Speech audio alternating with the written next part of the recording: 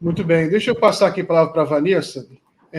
O problema de segurança pública é um problema de toda a América Latina. A América Latina é um dos continentes que mais sofre com isso. Todos os países têm graves problemas de segurança pública. Aí eu aproveitar o gancho, então, que a Vanessa está lá na Argentina, está em Buenos Aires, cobrindo as eleições presidenciais, que a gente viu o primeiro turno agora.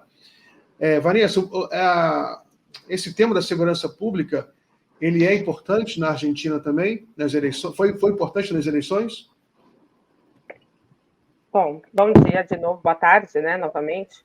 É um prazer estar aqui com vocês, Rodrigo, Azenha, Miguel. Sim, o tema da segurança pública, como você bem colocou, ele é transversal às nossas sociedades de maneira geral, mas não teve, assim, não teve o impacto que outras regiões, como, por exemplo, como teve no Equador, por motivos bastante óbvios, né? A violência lá, estratosférica, saiu totalmente do controle. Aqui não é o caso, né? Existe uma preocupação, obviamente, dos argentinos, mas não é o principal foco.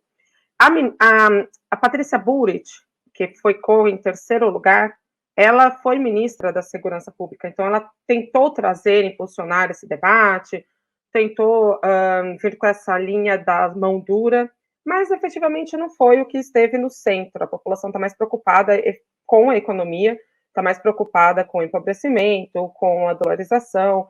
Esse é o tema central, e principalmente democracia, defesa da democracia e todo o legado, né, de uma luta histórica das mães, avós da Praça de Maio, pela recuperação dos seus filhos, netos, filhas e netas durante a ditadura militar, que matou, sequestrou, violou, estuprou mais de 80 mil pessoas e sequestrou ao menos 500 bebês.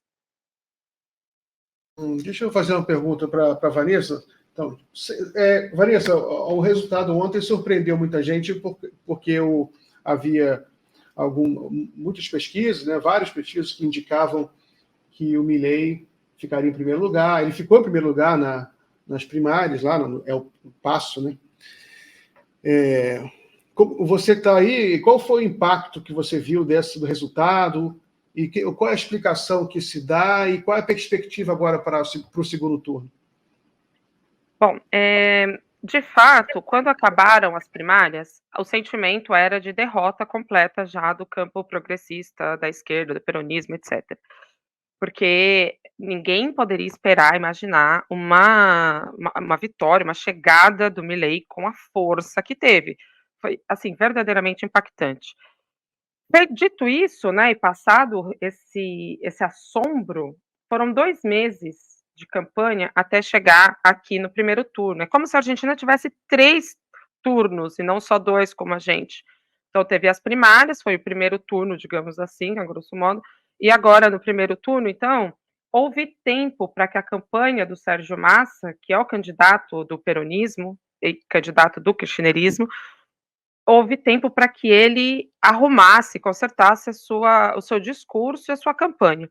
E como é que isso foi feito? Levando a disputa eleitoral para o campo da realidade, ou seja, para como as medidas do Milei impactariam o bolso dos argentinos, quais os efeitos práticos que isso teria, e uma discussão do quanto vale o Estado, qual a importância do Estado, porque o que o Milei propõe é uma radicalização no nível de fim do Estado, porque ele fala que o Estado, na verdade, rouba os argentinos, porque os impostos e essas coisas, assim, bem complicadas. Bom, então, ao trazer a campanha para a realidade, para o aspecto tangível que as pessoas podem dimensionar, os militantes também tiveram seu papel super determinante ao levar o debate para a rua, para a vizinhança, para os bairros, para o metrô, para os pontos de ônibus, etc. Então foram 2 meses de trabalho árduo, intenso, e ninguém, assim, a verdade é que ninguém poderia imaginar a reviravolta que foi esse primeiro turno. Porque havia já pesquisas, inclusive uma da Atlas, que é uma brasileira, e ela apontava o Sérgio Massa no primeiro turno, uma possível vitória no primeiro turno, mas era coisa, assim, de pouca diferença. o Massa chega com 7 pontos de vantagem, assim, uma coisa estrondosa. E o que eu considero que foi determinante é que a campanha de vira-voto que a gente viu no Brasil, tanto em 2018 quanto em 22, todo mundo se mobilizando afoitamente no final, né, na reta final da campanha, aconteceu aqui já no primeiro turno. Nos últimos 15 dias, a campanha do Massa, com todo mundo que eu falei, todo mundo apontou isso, que a campanha do Massa deu uma mudança, fez uma mudança, ele se tornou uma pessoa mais simpática, mais próxima ao povo, mais sorridente, tirou o terno, gravata, porque ele é o ministro da Economia, né, também é importante dizer isso. Então a campanha se popularizou, tomou as ruas e mudou totalmente o discurso. Chega de falar de dólar, chega de falar de câmbio, chega de falar do que esse governo fez para a economia. Vamos debater aí, então, o que o Javier Milei está propondo e o que Massa se propõe a fazer de diferente. Essa mudança foi fundamental para essa chegada dele, assim, muito acima de qualquer previsão. Quer fazer alguma pergunta, Azenha? Patrícia, 2 perguntas. A Patrícia... Desculpa, Vanessa, eu ia falar da Patrícia, que chegou em terceiro. Ela ganhou aí no Distrito Federal. Você acha que há possibilidade de que os eleitores dela, que poderiam nos chamar dos tucanos aqui do Brasil, tucanos um pouco à direita dos tucanos, talvez, eles podem votar no Massa num segundo turno? E a segunda pergunta... Bom, faço essa pergunta agora, depois eu volto para outra, porque senão é muita coisa. Boa pergunta. Bom, a Patrícia Bullrich, ela é a representante do Macri. Aqui é tudo ismo, né? Então é o macrismo. O Macri foi presidente da Argentina de 2015 a 17, 15, 17. Acho que é de 15 a 19. Foi presidente da Argentina e foi o responsável pelo ultra-endividamento da Argentina com a FMI, que resulta agora na crise atual. Então, a população argentina, no geral, no país, odeia o Macri. Tem muito claro o impacto nefasto que teve a política dele. Agora, a cidade de Buenos Aires é diferente. Eles estão governando aqui a cidade capital há 16 anos. E o candidato aqui é primo do Macri, é o Jorge Macri. E aí, assim, uma coisa que foi muito importante que aconteceu hoje, por muito pouco, mas assim, menos de 0,5% dos votos, o Jorge Macri não ganhou a eleição no primeiro turno, porque a regra na cidade é diferente da regra nacional. Aqui precisa ser 50% mais 1. Bom, ele não ganhou e ele iria, então, para um segundo turno com o Toro, como é que é? Santoro, com o Santoro, Rodrigo Santoro. Não, Rodrigo não. Com o Santoro. São muitos nomes. Ele iria para o segundo turno com o Santoro. Leandro Santoro. Leandro, obrigado, porque o Rodrigo é nosso, né? Rodrigo Santoro é o ator. Bom, então ele iria para o segundo turno com o Santoro, que teve ali, parece que 36%. A avaliação imediata dentro da campanha do Massa foi que esta votação seria negativa. Então, o Santoro retirou a candidatura e aí o Macri, Jorge Macri, está eleito já como governador, chefe de governo de Buenos Aires. E por que isso ocorre? E aí te respondo, né, que tem a ver com a Bullrich. Porque o Macri, o Sérgio Macri, é do partido da Bullrich, né, que é uma coalizão que está implodindo, na verdade. Seria péssimo para o Massa que tivesse o Santoro na cidade, brigando com o macrismo, sendo que, em nível federal, o Massa vai ter que pedir voto para o macrismo, porque vai ter que tirar voto da Patrícia. E sim, há um indicativo muito forte de um grupo, assim, é bem substancial o que pode sair da Patrícia. A Patrícia teve 23% dos votos, e aí é o seguinte: do primeiro turno para o segundo, quer dizer, das PASSO para o primeiro turno, o Massa ele teve 8 pontos percentuais de aumento. E a Bullrich teve quase 6 de queda. Logo, tem uma questão importante que foi da abstenção, não abstenção, votos em branco. Esses votos em branco teve também uma queda bastante substancial, mas esses números aqui já indicam, já sinalizam uma migração de votos da Bullrich, não para o Milei, para o Massa, como se fosse um voto útil. E ainda há um caudal de votos democráticos dentro dessa coalizão, que tudo indica que vá para o Massa e não para o Milei, porque o discurso da campanha do Massa é que o Milei é o fascismo, que o Milei é o bolsonarismo, que o Milei é a destruição dos 40 anos de democracia que a Argentina conquistou a duríssimas penas e a muito sangue, né, que correu aqui nesse país. Vanessa, aí vou acrescentar. Bom, a esquerda foi bem. Nós não podemos falar que a esquerda foi mal. A esquerda teve quase 10% dos votos. Esses votos vão para o Massa. O cálculo é que ele precisa dos 23 que teve a Patrícia, ele precisa de uns 4 a 5 pontos para fechar o caixão do Milei. Então, pelo que você disse, por essa decisão em Buenos Aires do candidato aliado ao Massa, que retirou a sua candidatura, é possível. Você não acha que está ao alcance do Massa conseguir esses 5% mais ou menos que ele precisa para ganhar em 19 de novembro? Olha, hoje, se a eleição, claro que não é hoje, ainda falta um mês e tudo pode acontecer. Tudo pode acontecer mesmo.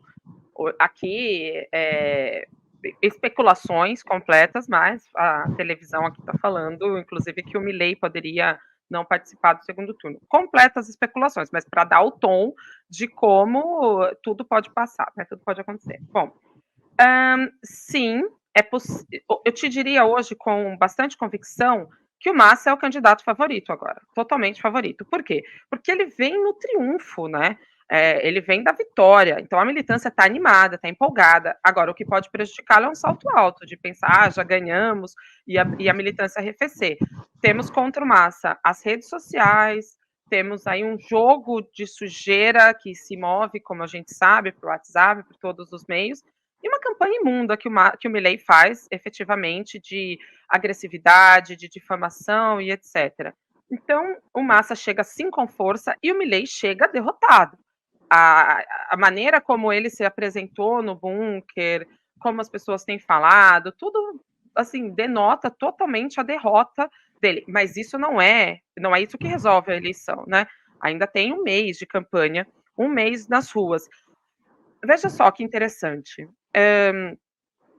Aqui na Argentina, a gente tem até alguns filmes que retratam isso, a presença dos padres ficheiros, que seriam padres que trabalham em favelas, em regiões muito pobres, essa presença é muito importante. No Brasil, a gente perdeu, né, esse território, para quem reconquistou isso foram as igrejas neopentecostais, e aí explica muito da disseminação da direita e como que isso está arraigado na sociedade brasileira. Aqui isso não aconteceu, ao menos ainda. A Igreja Católica é muito forte e tem essa presença nas áreas mais pobres da cidade, inclusive, aqui de Buenos Aires. E esses padres fizeram um trabalho intenso e muito importante também para tirar essa presença do Milei. Então, imagino que essa conjunção de militância com uma articulação para explicar e mostrar para as pessoas na vida cotidiana delas o que as propostas que ele traz, como isso vai impactar, tudo isso faz, sim, do Massa o candidato favorito. Um número que hoje estava sendo analisado é que o Massa precisa de 14 pontos. Não, o Milei precisa de 14 pontos e o Massa de 20. Então, assim, é uma conta difícil, mas os pontos que a Bregman... Não é o contrário, não, Vanessa? Não é o contrário, não? Não, o Massa precisa ter 20 pontos... somar, vocês estão dizendo, né, de retirada do... eu acho que é isso mesmo, acho que tá certo. O Massa precisa retirar 14 e o Milei precisa 20, é isso mesmo, é o contrário. Então, assim, a Bregman já aporta 3 pontos para o Massa, porque é a frente de esquerda que é trotskista. Então, já são 3 pontos para o Massa, quase que seguro. Da Burrit ainda tem toda a discussão em torno, que eu já trabalhei aqui, e o Schiaretti é uma figura peronista. Então, os votos do Schiaretti, que são 7%, ele teve 7%, são votos também muito arraigados à questão democrática, tem esse valor muito forte. Desculpe interromper, você viu que o Eduardo Bolsonaro, ele está falando hoje que o Schiaretti vai apoiar o Milei. Você viu isso aí? Olha, tá circulando realmente isso, mas assim, o que a gente precisa ver é que não é automático. O eleitorado não vai. Quando um candidato apoia, não necessariamente o público dele vai apoiar. como eu disse, esse público do Schiaretti, porque ele é um peronista, tem um compromisso com a democracia. Então, o que se espera é que uma parte substancial, talvez, desse voto dele vá também para o Massa. É porque, assim, se a gente somasse simplesmente, né, a Buric com 23 mais os do Milei, pronto, ele ganharia a eleição. Então, ele ganharia do Massa, mas não é tão simples. Uma parte do voto dela, uma parte do Schiaretti deve migrar para o Massa. E ela já apontou, Patrícia, alguma coisa? Ela já indicou como que ela vai se portar, se ela vai ficar mais calada, se ela vai se posicionar? Então, é que eles estão implodindo o Juntos por Câmbio, porque o Macri, desde o primeiro momento, está apoiando o Milei, e meio que deixou a candidatura da Patrícia de lado. O Milei já disse que, porque assim, o Milei não tem um partido político, como é que ele vai formar um governo?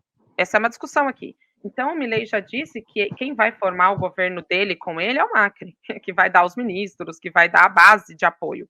Só que o Juntos por Câmbio, tipo, a Patrícia chegou muito perto.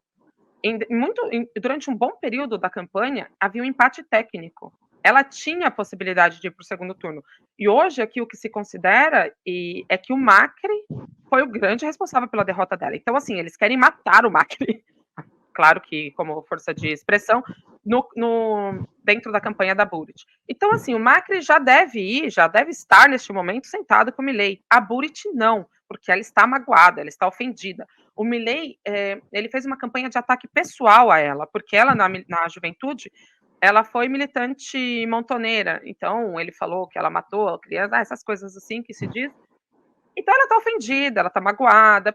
Ela deve sim dar, é o que se espera, que ela dê o apoio ao Milei, mas não vai ser assim essa coisa tão fácil, tão rápida e etc.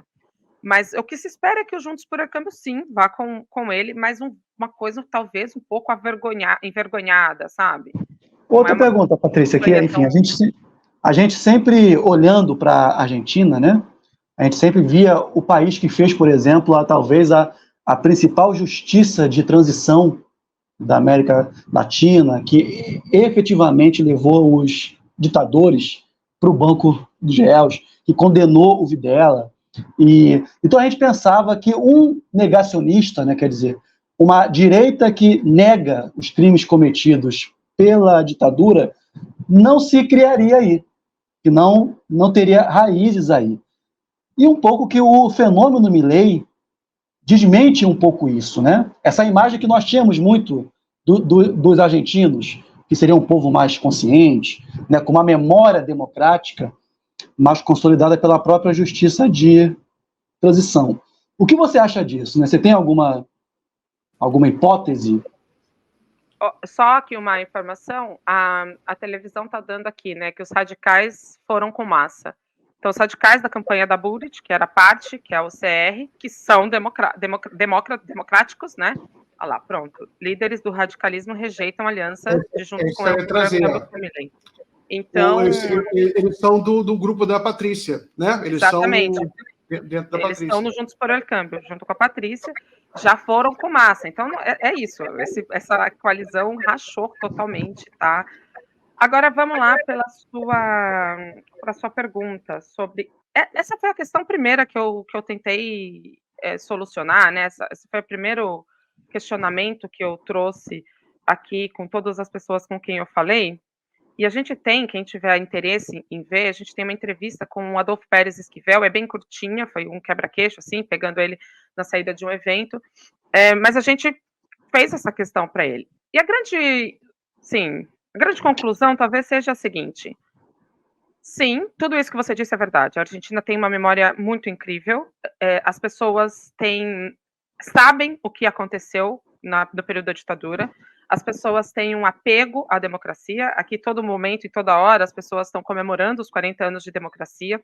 O fenômeno Milei, o que acontece? Ele não atinge essa parte da sociedade. São jovens, existe uma parcela da sociedade que é fascista no Brasil, em qualquer parte, que vai embarcar nesse tipo de história.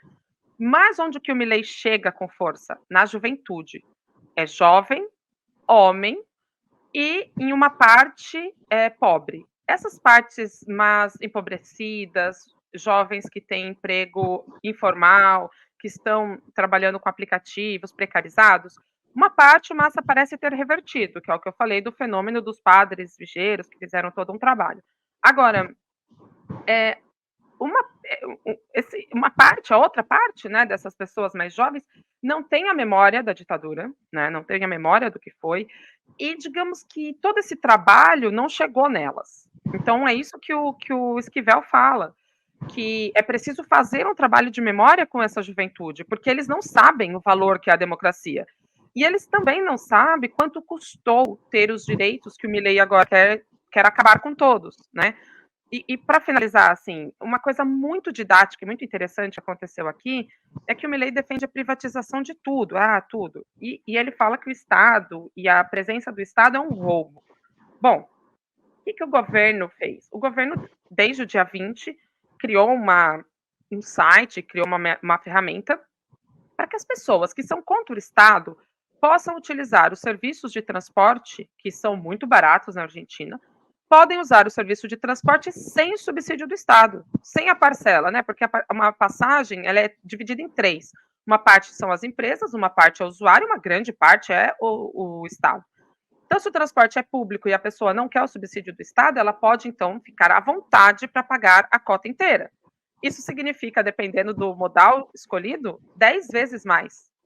Isso foi muito didático, porque as pessoas sentiram, então, então isso é a presença do Estado. Então, eu não posso abrir mão disso, eu não posso que todas as escolas sejam privadas, como que queriam fazer no Brasil com vouchers. Então, isso tem um impacto grande, mas, assim, em termos de pedagogia mesmo, há uma juventude que não acessou toda essa memória que a gente entende que a Argentina trabalhou. Não chegou nela. E uma nela. dificuldade também, Vanessa, é que eu estou dividindo com você algumas hipóteses minhas, né, como estudioso também desse tema, e uma dificuldade, isso não é algo apenas da Argentina, eu acho que isso é algo global, quando a gente vê no mundo inteiro se manifestando essa crise democrática, que é uma dificuldade da própria democracia em se apresentar como experiência concreta de bem-estar para essa juventude. Né? Quer dizer, a democracia não é apenas uma abstração, não pode ser apenas uma memória. Ela tem que se transformar em experiência de bem-estar concreta via políticas públicas, né? Então, Rodrigo, a democracia está falhando nisso também. Rodrigo, eu tenho que liberar a Vanessa. Eu combinei com ela que ela tem que sair agora. Vanessa, então você pode responder, fica à vontade, e depois você pode se despedir. E aí também eu vou liberar o Azenha também. E o Rodrigo fica comigo mais. Então, Rodrigo, exatamente, é a crise de representatividade, né? A democracia burguesa liberal, ela não entregou o que prometeu. Ela prometeu, enfim, direitos e conquistas que hoje, quando a gente vê a crise do capitalismo e a crise de hegemonia dos Estados Unidos, todas essas coisas que a democracia prometeu, digamos que a própria democracia retirou. O Estado não chega nas periferias, não chega nas favelas e não chega para essas pessoas que estão precarizadas, que estão trabalhando de maneira... Aqui é um termo péssimo que eles usam, né? Que estão trabalhando em negro, que é informalmente, sem registro, sem carteira assinada, sem direito nenhum. Então, se eu já não tenho direito nenhum, por que eu tenho que defender isso? Porque se vejam todos, não me importa. E a juventude tem essa radicalidade, é bom que tenha, e é, enfim, natural e etc., que queira explodir tudo, que queira mudar, que queira radicalidade. Quem está propondo isso é a direita. A esquerda nunca está propondo radicalidade nos nossos tempos, né? A gente está defendendo a democracia burguesa, a democracia liberal. A ordem liberal, claro. Ordem liberal. Exatamente. E eles estão defendendo o rompimento. E assim, só que é um pulo num precipício no escuro, né? Assim, você vai, um salto no escuro, no vazio.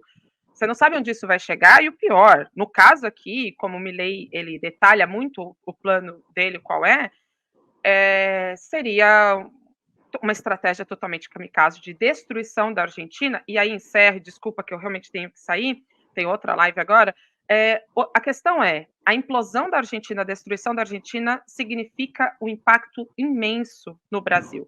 A gente está entranhado, a nossa economia, a Argentina é o terceiro maior parceiro comercial, e a Argentina acaba de entrar no BRICS, por ação brasileira. Então, assim, seria muito terrível também para o Brasil.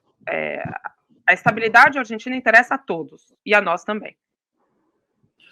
Obrigado, Vanessa. Muito obrigado. Eu que agradeço, gente. Desculpa ter que sair, mas fico à disposição quando precisarem, quando quiserem bater um papo aí sobre a Argentina, sobre outros países, estamos por aqui. Obrigado, Vanessa. Tchau, tchau.